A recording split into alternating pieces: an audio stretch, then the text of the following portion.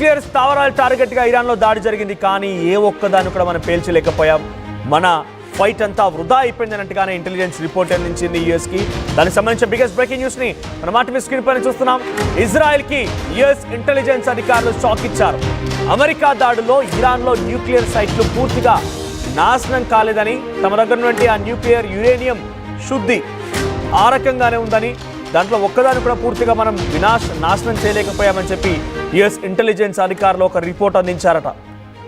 Satellite చిత్రాలని విడుదల చేసిన US intelligence అధికారులు రిపోర్ట్ లీక్ కావడం పైన తీవ్రంగా వైట్ హౌస్ స్పందిస్తోంది. ప్రస్తుతానికి ఆ రిపోర్ట్ ఎలా లీక్ అయింది, ఎందుకు లీక్ అయింది అనే దానిపైన చాలా సీరియస్గా ఉంది. అయితే ట్రంప్ని కించపరిచే ఉద్దేశంతోనే ఈ తప్పుడు రిపోర్ట్ని లీక్ చేశారని చెప్తోంది వైట్ హౌస్. ఇస్ఫహాన్, ఫోర్దో, నతన్జా అణుస్థావరాలపైన తిరిగి దాడులు ప్రారంభమవుతాయని, ఎందుకంటే అక్కడ ఇంకా అణుస్థావరాలు పూర్తిగా అక్కడ కరెక్ట్గా పర్ఫెక్ట్గానే ఉన్నాయని, దాన్ని ఇరాన్ మళ్ళీ ఉపయోగించుకొని న్యూక్లియర్ వెపన్ని తయారు చేయొచ్చని, అందుకే మళ్ళీ మేము ఒక రకంగా సిద్ధంగా ఉన్నామని కూడా అమెరికా చెప్తోంది. తిరిగి అక్కడ అణుశక్తి సంస్థ ప్రారంభం కాబోతుందని మాత్రం చాలా స్పష్టంగా అర్థమవుతోంది.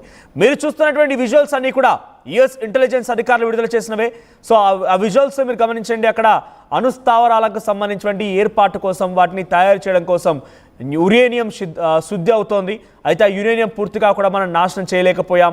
అక్కడ ఇంకా శత్రుశేషం మిగిలే ఉంది మిత్రమా అన్నట్టుగా, ఇంకా అక్కడ శత్రుశేషం మిగిలే ఉంది మిత్రమా అని చెప్పి ఇజ్రాయెల్కి యుఎస్ ఇంటెలిజెన్స్ రిపోర్ట్ ద్వారా అర్థమైంది. ఇంటెలిజెన్స్ రిపోర్ట్ కూడా లీక్ అయింది. ఒకసారి ఈ విషయం పైన డొనాల్డ్ ట్రంప్ ట్వీట్ చేశారు. ఒకసారి ట్వీట్ చూద్దాం.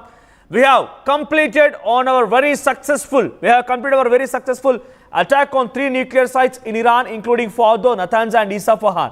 All planes are now outside of Tehran. ఎప్పుడైతే దాడి చేశారో ఆ దాడి తర్వాత ఈ రకమైన ట్వీట్ చేశారు డొనాల్డ్ ట్రంప్. దాంట్లో ఏముంది చూడండి. నతన్జా, ఇస్ఫహాన్, ఫార్దో ప్రాంతాలని మనం దాడి చేశాం. మన ప్లేన్స్ అన్ని కూడా అక్కడ వెళ్ళిపోయి దాడులు చేశాయి. ప్రస్తుతం ఆ ప్లేన్స్ అన్ని కూడా ఇరాన్ ఎయిర్ స్పేస్ నుంచి బయటకు వచ్చాయి. A full payload of bombs was dropped on primary site. Fordo, all planes are safely on their way home. Congratulations to our great American warriors.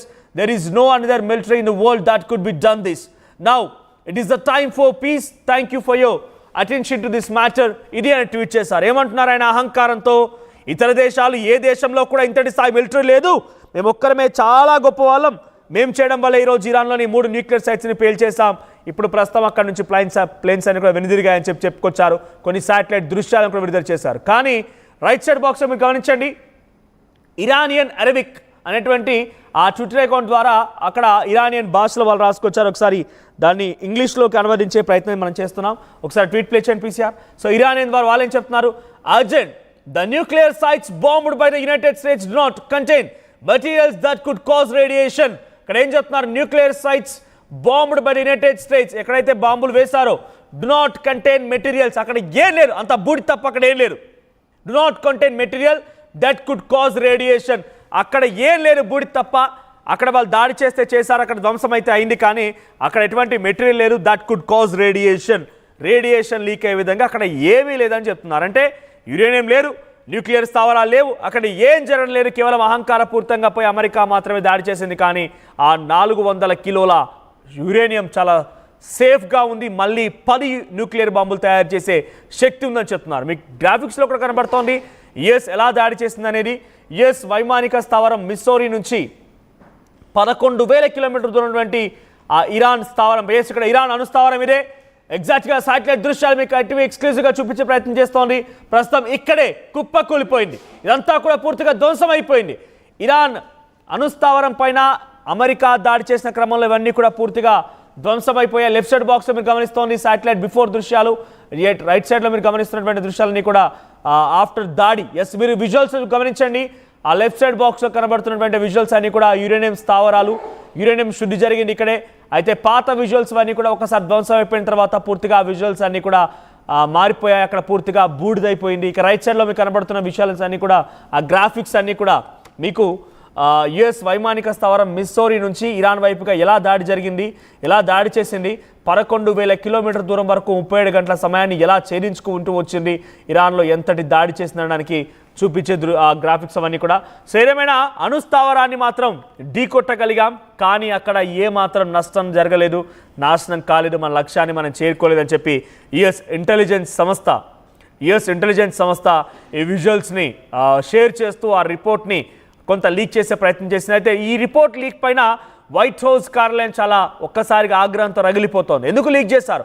ఈ లీక్ చేయడం వల్ల ఏమవుతుంది? ప్రపంచ దేశాలు మొత్తం కూడా మేము ఏమో పెద్దగా పొడవగలుగుతాం, మేమేదో పెద్దగా ధ్వంసం చేయగలుగుతాం అటువంటి భావనలో ఉన్నారు. కానీ ఈ లీక్ చేయడం వల్ల ఏమైపోయింది? అమెరికా కూడా తుస్ బాంబ్ అయినట్టుగా మారిపోయింది. కాబట్టి అమెరికా కూడా పెద్ద లక్ష్యాన్ని ఛేదించలేదు, అంత ఎగ్జాక్ట్గా లక్ష్యాన్ని ఢీకొని అక్కడ ధ్వంసం చేయలేదనేటువంటి భావనలో ఇతర దేశాలు కూడా ఉంటాయి. కాబట్టి మీరు అనవసరంగా దీన్ని షేర్ చేశారని చెప్పి అక్కడి ఇంటెలిజెన్స్ అధికారుల పైన వైట్ హౌస్ కార్యాలయం చాలా బగ్గుమంటోంది. ఎలా లీక్ అయిందని దానిపైన కూడా ఒక అవసరమైతే ఒక ప్రత్యేక నిఘాను కూడా వేసే అవకాశం కనబడుతుంది. ఏదేమైనా కూడా ఇరాన్లో రేడియేషన్ లీక్ అవ్వడం లేదు. ఇరాన్లో అక్కడ ఉన్నటువంటి స్థావరాలు మొత్తం కూడా సేఫ్గానే ఉన్నాయి. సేఫ్గానే సెన్స్ ధ్వంసం జరిగింది, కానీ అక్కడ అనుకున్న స్థాయి లక్ష్యాన్ని చేరలేకపోయారు.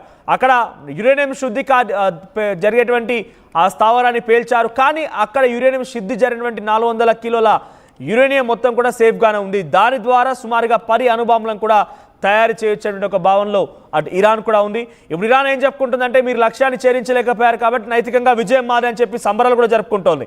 ఇరాన్ వీధుల్లో డీజే మోతలు మోగిపోతున్నాయి, డిస్కో లైట్ల మధ్యలో పండగ వాతావరణం నెలకొని అక్కడ అంబరాన్ని అంటాయి.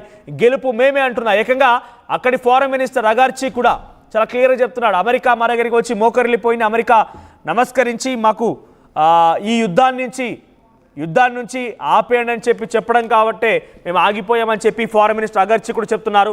సో ప్రస్తుతానికి ఎట్టి పరిస్థితుల్లో మా దగ్గర ఏ అణుశక్తిని కూడా దాడి చేయలేకపోయాయి. మన దగ్గర అణుశక్తిని మళ్ళీ తిరిగి ప్రారంభించడం కోసం అన్ని రకాలుగా సిద్ధంగానే ఉన్నాయి. 400 కేజీల యురేనియం శుద్ధి తర్వాత దానంతా వేరే ప్రాంతానికి తరలించాం. సో అక్కడ ఎటువంటి మెటీరియల్ లేదు, అక్కడ రేడియేషన్ లీక్ లేదు, ఎటువంటి ధ్వంసం లేదు. కాబట్టి మేమే విజయం సాధించామని పండగ వాతావరణం అంతా కూడా ఇరానియన్స్ అందరూ కూడా పండుగలు జరుపుకుంటున్నారు, సంబరాలు జరుపుకుంటున్నారు. మరిన్ని అప్డేట్స్తో మా ఏపీ ఇన్పుట్ ఎడిటర్ కృష్ణమోహన్ సిద్ధంగా ఉన్నారు. కృష్ణమోహన్, సో ఒక రకంగా ఆలోచిస్తూ ఉంటే ఇరాన్ దగ్గర లక్ష్యమే ఇరాన్ అణుస్థావరాలు టార్గెట్గా అమెరికా దాడులు జరిపింది. దాడులు చేసింది, ధ్వంసం చేసింది, కానీ ఆ ధ్వంసమైన దగ్గర యురేనియం మొత్తం కూడా సేఫ్గానే ఉంది.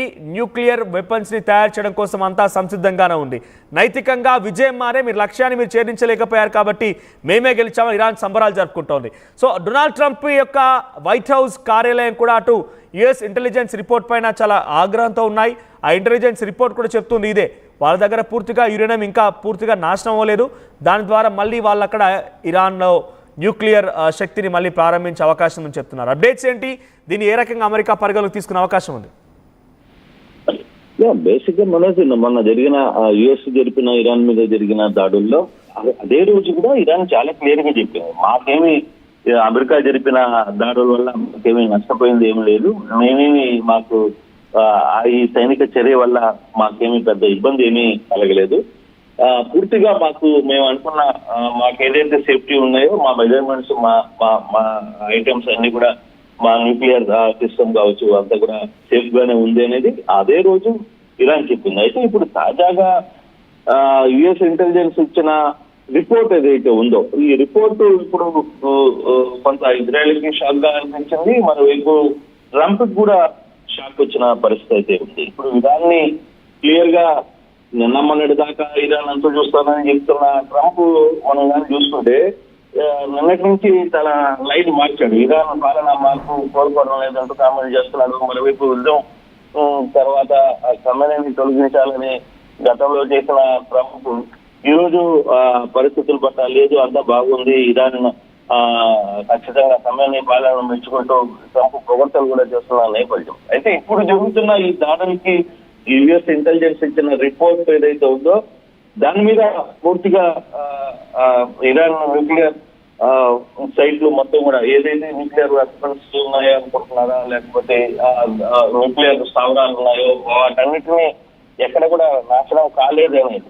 అంటే దీనికి సంబంధించి శాటిలైట్ చిత్రాలను కూడా యుఎస్ ఇంటెలిజెన్స్ విడుదల చేసిన పరిస్థితి. అయితే ఈ రిపోర్ట్స్ బయటకు రావడం మీద కూడా కొంత వైట్ హౌస్ కార్యాలయం అంటే ట్రంప్ కార్యాలయం కొంత అసహనం వ్యక్తం చేస్తున్న పరిస్థితి. అందులో దీంట్లో ట్రంప్ ని కించపరిచే ఉద్దేశంతోనే తప్పుడు రిపోర్ట్ ని ఇప్పుడు లీక్ చేశారు. ఏదైతే ఇరాక్ మీద అమెరికా జరిపిన దాడుల్లో చాలా గట్టిగా మేము